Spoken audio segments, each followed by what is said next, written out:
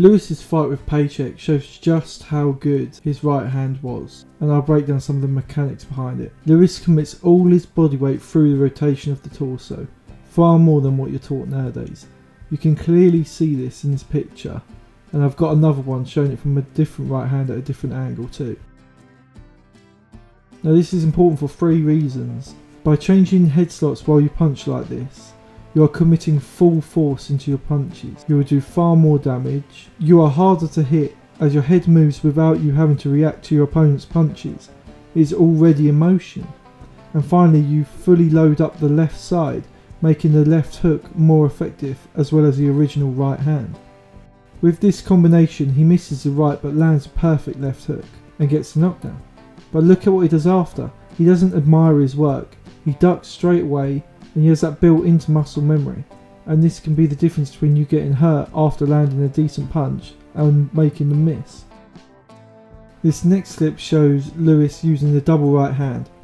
Joe does this in many of his fights, hitting the body and opening the right to the head and getting another knockdown. There are other clips here showing how effective the right hand is with 2 more knockdowns.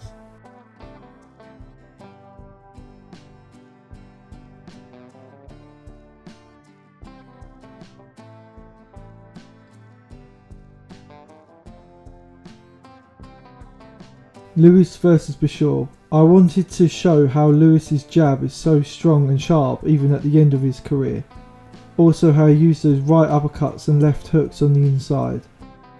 Look at Lewis's positioning. He is either in the normal stance, jabbing, or he has his head on Beshore's left shoulder. This makes Lewis harder to hit and easy for Lewis to maintain his balance and prepare his counter punches. It may not seem that important, and it's a default position which allows him to be effective on the inside. It's absolutely vital for him to be able to land punches and defend himself properly. So that position where he's got his head in their shoulder is one of the most important positions of his style. Look at the end here. Look at how easy he's able to push Beshore off of him and then land 2 left hooks. And this is while his back is to the ropes. Lewis vs Savold was only 5 months after the fight with Beshore, and this is very similar. Look at how Lewis pushes Savold to the ropes with mainly his stiff jab, but he does get some good right hands in there as well.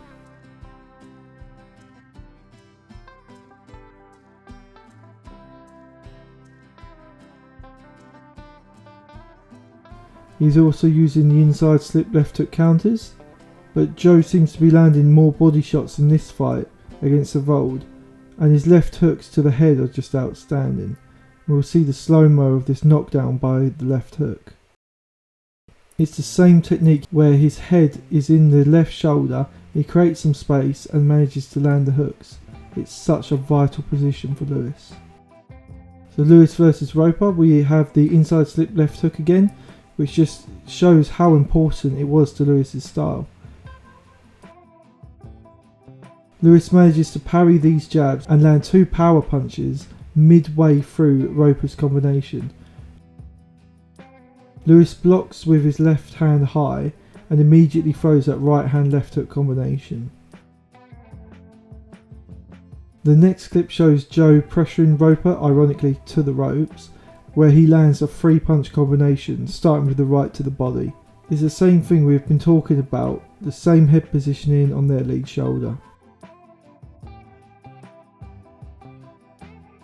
And finally another one on the ropes, starting with Lewis cross countering a jab. This hurt Roper. Now if Lewis has hurt you and you were on the ropes, you are probably going down, which he does. Just overwhelming force to both body and head.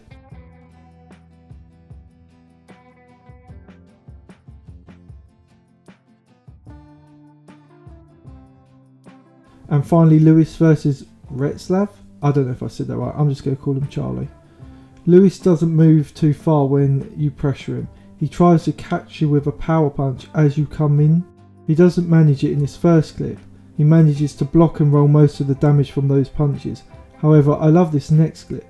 Charley tries to rush Lewis and he throws a left hook which is ineffective, but Lewis teaches him how to throw a proper hook. Now notice how low Charley's right hand is, and look how Lewis doesn't load up on the punch at all. He simply pulls his right shoulder round, but what's so impressive is he manages to do it while going backwards, while being hit, and this just goes to show how high level Lewis was. And the final clip of the video is similar to what happened to Roper.